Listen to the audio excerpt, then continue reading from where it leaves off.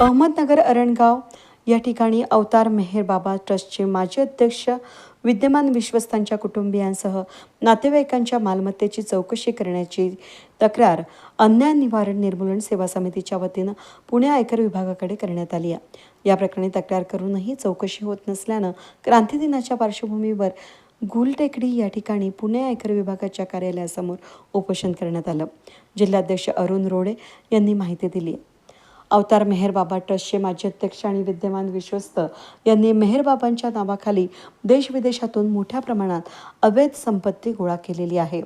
या पैशातून अरणगाव, केडगाव या ठिकाणी मोठ्या प्रमाणात जमिनीची खरेदी करण्यात आली।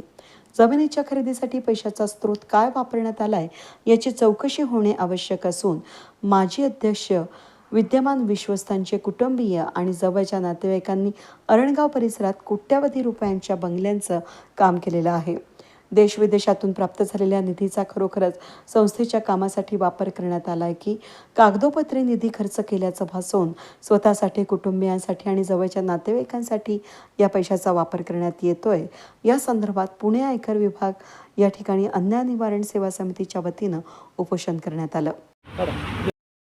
मी अरुण रोडे, अन्याय निवारण निर्मूलन सेवा समिती जिल्हाध्यक्ष अहमदनगर जिल्ह्यातील अवतार मेहर बाबा PPC charitable trust Mehrabad Arangaon येथील या ट्रस्टचे माजी अध्यक्ष व आताचे ट्रस्टी मेहरनाथ भाऊसाहेब कलचुरी व शीला भाऊसाहेब कलचुरी, राज मेहरनाथ कलचुरी व त्यांच्या जवळचे नातेवाईकांच्या या ट्रस्टच्या माध्यमातून मेहरनाथ कलचुरी यांनी देशातून अवैध देणगीच्या स्वरूपामध्ये मालमत्ता गोळा करून अनेक मोठ्या प्रमाणात संपत्ती गोळा केली व त्या संपत्तीच्या बाबत आम्ही आयकर विभागाला 1-1.5 महिन्यापूर्वी पत्र दिलं होतं आणि त्याच्यानंतर परत 6 तारखेचं अल्टिमेट दिलं होतं। जर लवकरात लवकर त्या संपत्तीच्या चौकशी करून शासन जमा करावी व त्यांच्यावर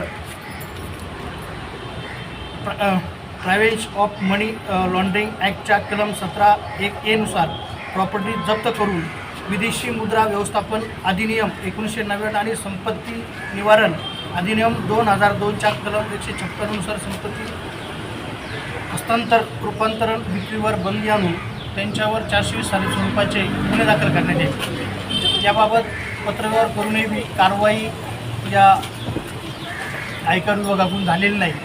त्यामुळे आम्ही हे उपोषण अद्यावत चालूच ठेवलेलं आहे। जोपर्यंत कारवाईचे त्यांच्याकडून ठोस आश्वासन लेखी स्वरूपामध्ये मिळत नाही तोपर्यंत आम्ही उपोषण सोडणार नाही। त्याचबरोबर अवतार मेहर बाबा ट्रस्टच्या माध्यमातून ट्रस्टच्या बाबत अनेक पुरावे गोळा केलेले आहेत आणि अजून पुरावे गोळा करून आम्ही लवकरच धर्मदाय आयुक्त पुणे यांच्याकडे अवतार मेहर बाबा ट्रस्टचे तक्रार दाखल करणार आहोत।